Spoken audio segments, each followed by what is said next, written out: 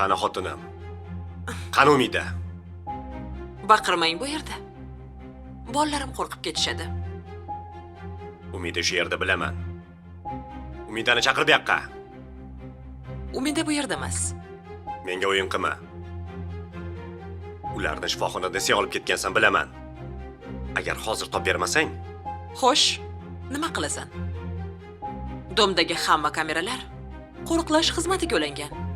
Birgina qo'ng'iroq bilan seni uyimda janjal qilayotganingni isbotlab bera olaman. Keyin o'zingni qamoqda ko'rasan. Men seni xotining emasman, orqaga chekinib ketadigan. Tushundingmi? O'zingni qamataman, tushundingmi? Bir oilani buzyapsan. Meni xotinimning miyasini zaharlab, bular bo'lmas narsalarni o'rgatyapsan. To'g'ri topding. O'rgatyapman. Kerak bo'lsa, himoya ham qila olaman. Xotinini qorniga pichoq tiqadigan erkak bilan yashash bu oilani saqlash emas. Men sen bilan emas, ering bilan gaplashaman. Chaqir bu yoqqa. Meni erim yo'q. Oilani erkagi ham, ayoli ham o'zimman. Nima gaping bo'lsa, o'zimga gapiraver. Shuning uchun ekanda, tiling bir qarich. Sendagilarni erkak xotin qilmaydi.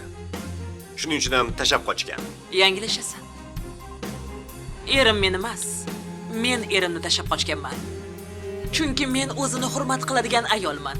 Nomard, qahri qattiq erkakni er qilgandan ko'ra ersiz yashaganim yaxshi. Shu qatorda Umida ham. Oyi, kim bu?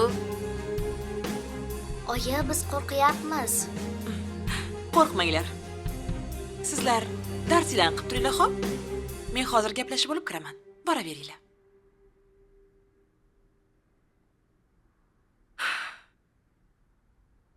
Menga xotinimni topib bermagunicha ketmayman.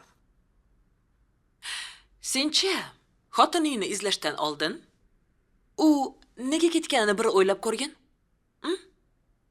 Ha, aytganday, o'zi eshigimni tagigacha qo'rqchi it olmoqchi edim.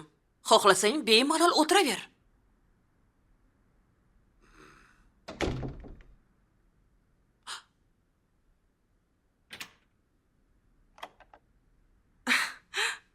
Bobladim.